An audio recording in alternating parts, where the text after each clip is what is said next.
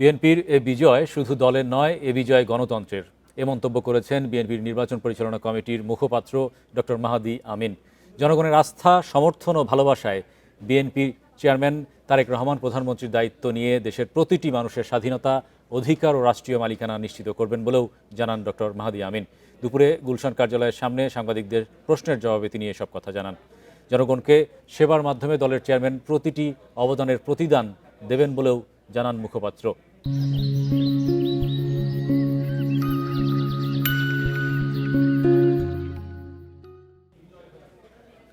দলটির প্রতি জনগণের যে অসাধারণ ভালোবাসা রয়েছে তারই বহিঃপ্রকাশ এই নির্বাচন, যেখানে আমরা দেখেছি অপ্রতিরোধ্য নিরঙ্কুশ বিজয়।